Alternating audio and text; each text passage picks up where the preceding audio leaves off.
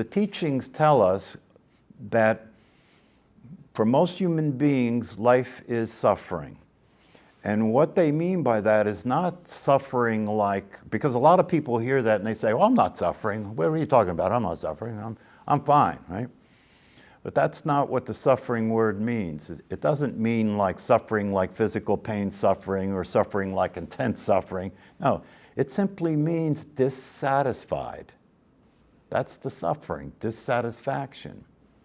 If it's possible, if there is a real possibility to experience your life in such a way where you experience being in a state of peace and to experience yourself being in a state of happiness that is not dependent on circumstances, that is a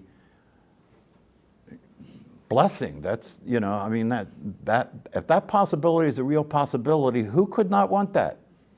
You know, without taking drugs, without drinking alcohol, without staying attached to the television, you know, without being stuck to your phone all day, you know.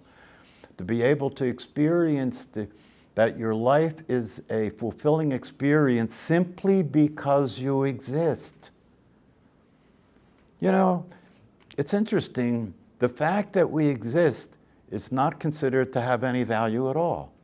You hear people say, I didn't ask to be here, right? Life sucks and then you die. I didn't ask to be here. I'm putting up with life. I'm coping with life, right? Well, that's the way life occurs to you if you're living your life in a mental state. That's the way your life occurs to you if the voice in your head is describing what's happening all the time, because the voice in your head is always giving you a negative version of reality, constantly. And we're so habituated to listening to it and believing that that voice is me. You're not going to argue with yourself, right? So you're so habituated to listening to that voice and believing that voice is you, is that you believe the world really is as screwed up as the voice is telling you it is. And you never have an opportunity to experience the world any differently than the way the voice is telling you that it is. So one of the first things that has to happen in order for you to get so what they call liberated, right, is to deal with your identity. Because the voice in your head tells you you're your body and your personality. The voice in your head, when you're seeing, the voice injects the idea that seeing is happening, and then the voice says, you're seeing. It just injected your personality. So you're never seeing without the personality being injected into that seeing. And once the personality is injected into that seeing, everything that personality is conditioned to believe is also injected into that seeing. And now you have an interpretation of what you're seeing, and you can't see what you're seeing. And this is going on automatically all the time, in your mind and in your brain. Okay? So the first thing you have to do is get free from that mistaken identity. Get free from the idea that you are your personality. And the evidence speaks for itself, because if you tell me that you are your personality, and most people do believe they are their personality, they don't even question it. If you tell me that you are your personality, then what I want is for you to show me some evidence for that. What's the evidence that you are your personality? That you think you are? That's all? If you are your personality, where is your personality? Show me its location. Yeah? If it's located in the body, where in the body is it? Right? Most people don't use their natural intelligence to do an analytical study of reality, of what's true. Yeah? So your identity is something that's an unanswered question.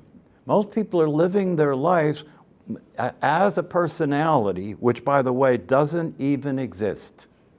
It's a self-concept. It's a self-image. An image and a concept are not real. They don't exist, right? So then people are living as this personality that doesn't actually exist, but they believe it exists because it has a voice that talks to me. They believe it exists because they believe that it's real. They believe that it has emotions. They believe that it has a body. They believe that it's doing things and living their life, right? But they never stop and ask the question, if all that's true, how come it's not working? How come it's not working? If all that's true, something must not be working here for my life to be a experience of dissatisfaction. I mean, dissatisfaction is the bottom line, right? But then it gets worse from there. Dissatisfaction, anxiety, depression, anger, irritability, right? And if you start to pay attention to your experience, you're miserable. And then you seek relief from the misery, right? So people are generally miserable and they seek relief from the misery, and now people can make billions of dollars off that, right? Seek relief from your misery. You can have gummies now. What is it, CBD, gummies? You can get gummies now, right? You can smoke pot, right?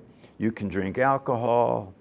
You can take prescribed medication, right? You could abuse prescribed medication.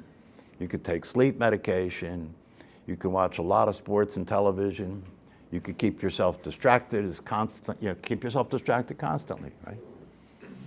So life becomes about seeking relief. From what? From what? Seeking relief from your life.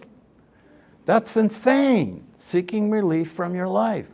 A baby appreciates the existence as the source of its happiness. It hasn't learned to be miserable yet, right? But we teach it to be miserable, don't we? You know, I was listening to the Dalai Lama talk, and he said one of the reasons that these practices are so difficult, you know, in terms of dealing with your emotions and the afflictive states of your mind all the time, is because we have a habit of relating to our emotions and our minds as if it's normal. We have a habit of doing that. Repetition, we practice every day. You know, we practice every day being stupid, insane, and miserable and call it normal, right? And one of the things he said about that is he said, and we've done this for many lifetimes. And I thought to myself, you know, well, now what's he talking about? Reincarnation, right? But then I looked at it and I said, well, not necessarily, because if what gets passed down from parents to children and from then those children to their children, right, is a state of mind, a conditioned way of experiencing life, that's what we pass on to our children. Right? So that's the many lifetimes, right? You know, the condition most human beings are living in right now was passed down for thousands of years, right? Unquestioned, right? So the first thing that you have to do is deal with your identity. If you don't know who you are, you don't have any real place to live your life from. You don't know who you are. If you're living your life from the idea that you're a personality and you understand that that personality doesn't really exist, then where are you living your life from? Your head. You're living your life from a mental state. That's where the personality got invented, in your head, right? They told you your name and pointed at your body and said, that's you, right?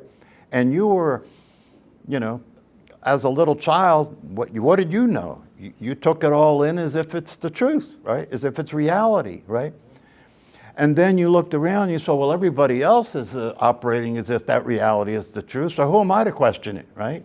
So we're all insane, that makes us all normal, right? Well, that's not the case. All you have to do is look at the news, right?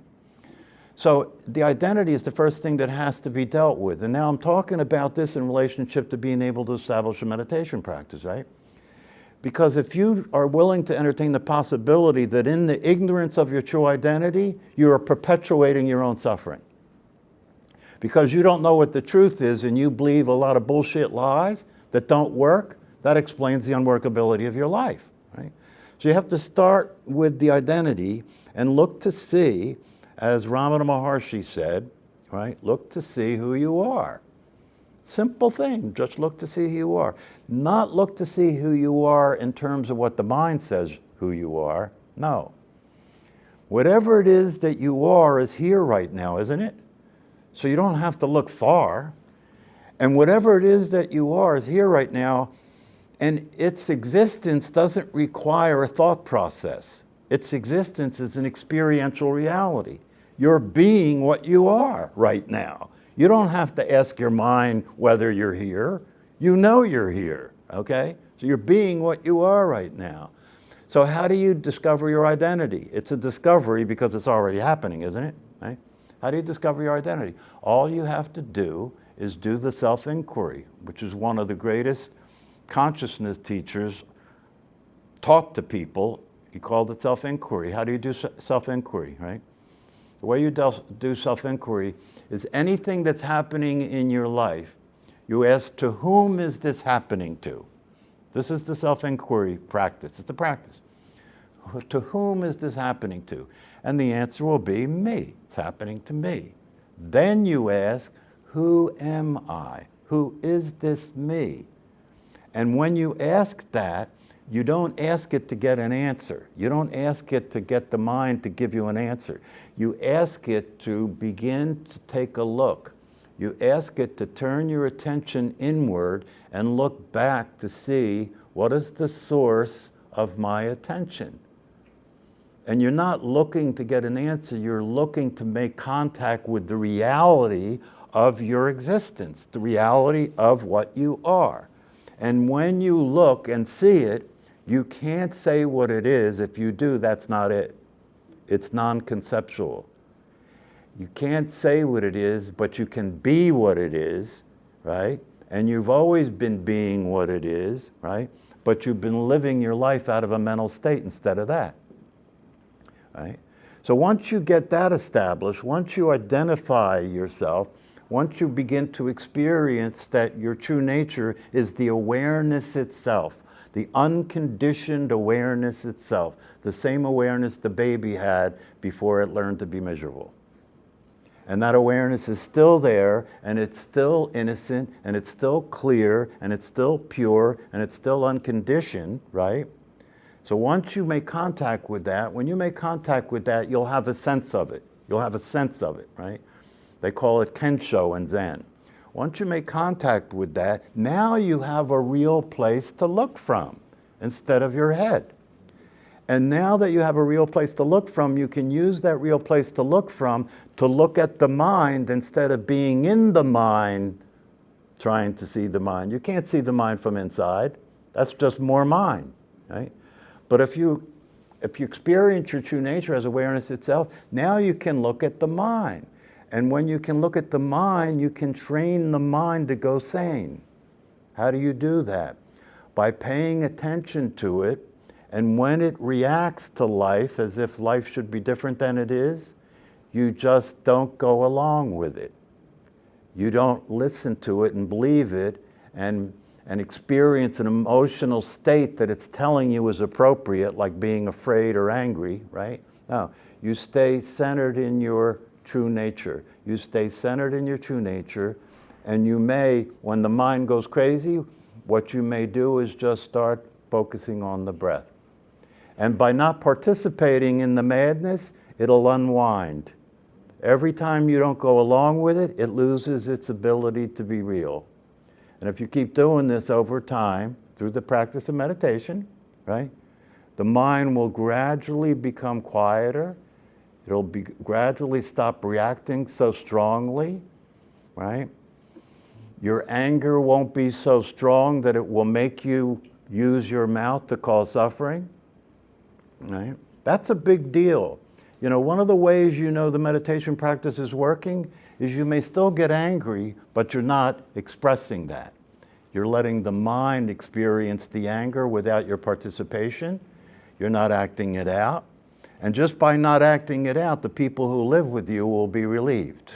Right? Not to mention you, because you don't have to suffer thinking that you're the one that's angry instead of just the mind's reacting like that. Right? So these are the understandings that the teachings talk about. And through these understandings, you become motivated to want to practice.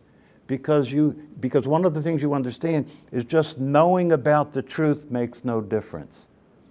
Just knowing about the truth you can read all the books you want about the truth, about consciousness, about brain science, about the mind. You can read all the books you want about that, and all you'll experience is frustration. Because you'll begin to ask yourself, as I did for many years, how could I know about all this shit and still be miserable? Right? You'll begin to be frustrated about that, right? Yeah. And then the answer to that question is the reason you're still miserable is because knowing about that stuff is not enough. You have to begin to practice it in real time, in real life. You have to begin to pay attention to your mind as you're driving your car and it's telling you these bastards that are in front of me are in my way, right? You have to understand that's not you, that's the mind. So you don't have to feel bad about, what an asshole you are, right? Because you're not. Your true nature is not an asshole. Your true nature is innocent. Your true nature is always exactly the same. It never changes.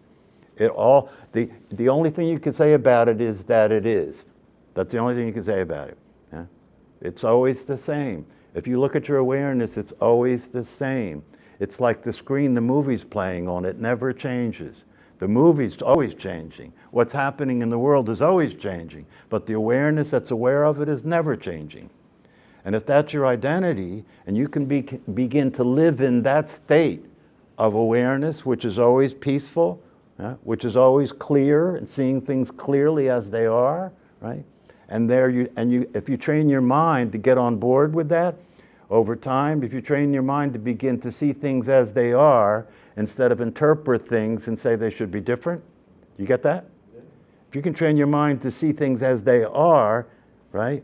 As they are is what's happening is just what's happening.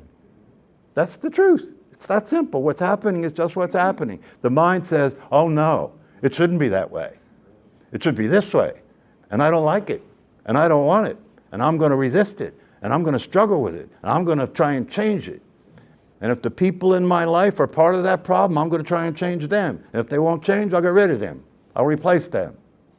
Like I did with my other wives. It's a very costly situation to keep getting divorced, It's a very costly situation. I've lost millions of dollars on real estate that I had to give to the other person. So I don't recommend that, right? It's not necessary. If you can be happy first and then live, you don't have to keep using all your energy to try and change the world. Let the world be the way it is, right? The world's not a problem. The interpretation your mind's making of it is a problem, right? And that got passed down to you, and you'll pass it down to your kids unless you interrupt it, right? So see, if you start to understand this, right, then you start to understand, instead of thinking that it's just too inconvenient to practice meditation, I should make it the most important thing in my life.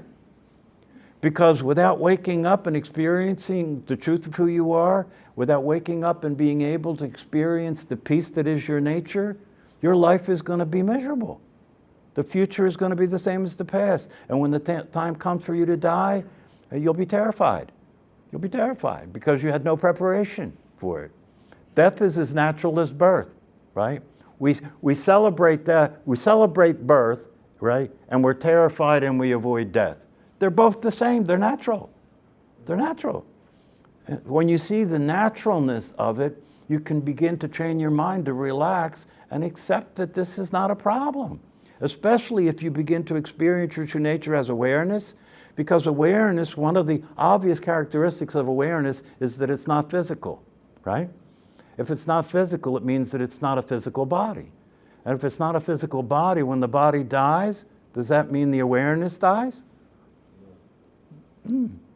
That's an interesting possibility, right?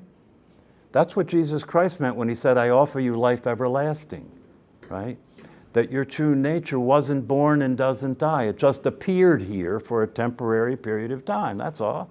This is an appearance that's going on. It's a temporary affair, as my Zen teacher says. This is just a temporary appearance, right? And there is no inherent meaning to this appearance. We showed up here, it's interesting. We showed up here in this world to experience the possibility of a human life. Now I'm going to say something that is a little esoteric, but if you hang out with it, you might be able to catch it, right? We showed up here in this world, and this world that we showed up here was created to have time and space, right? And was created to appear, and the appearance of this world was consciousness manifesting itself in form. So what you see right now in this room is consciousness appearing in form. It's an appearance. It's an appearance. It's not real. The teachings tell us there is no real world out there. That world that you think is real out there is a projection of your mind. When you go to sleep at night and you dream, when you're in that dream, the dream is as real as your waking state, isn't it? You experience what's going on there as if it's really happening, right? And then you wake up and you say, oh, that's just a dream. This is real. Well, your mind's generating this exactly the same way as it generated that dream when you were sleeping. This is important because then you can understand when you change where you're looking from, you change what you see. Let me repeat that. When you change where you're looking from, you change what you see. And when you're looking from awareness, right? When you're looking from a state of peace and clarity, what you see is not going to harm you, not going to have a negative impact on you. It's just life. It's just life. When you experience life as the way life is, you're allowing life to be the way it is. How is it? Sometimes it's up, sometimes it's down. Sometimes it's good, sometimes it's bad. Sometimes it's raining, sometimes it's windy. Sometimes it's shining, sometimes it's hot, that's life. There's nothing wrong with it. Yeah? It's just life. And when you can be with it that way, you experience the fulfillment of the possibility of your existence.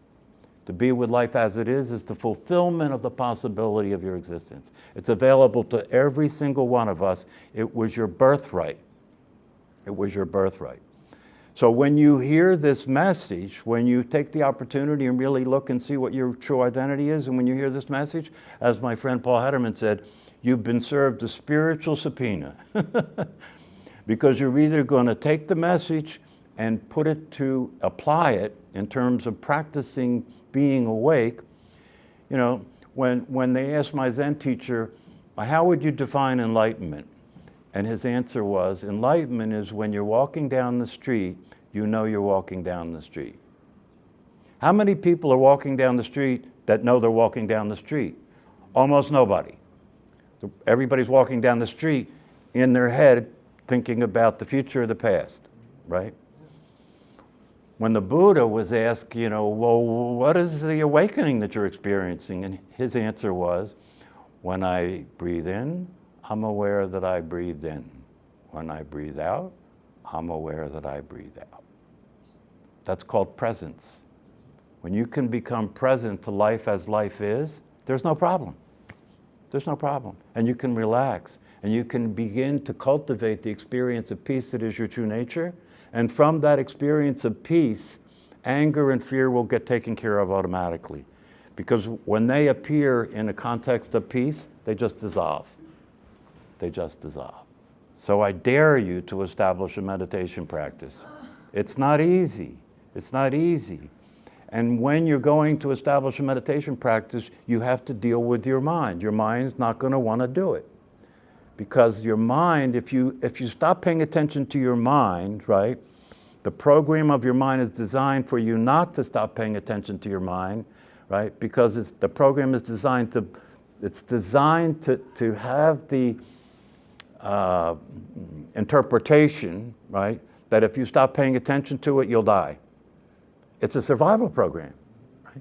But you learn by not paying attention to it that that's not true, because when you don't pay attention to it, you're still here. You're still here. And that's discovering the truth. That's discovering reality as it is.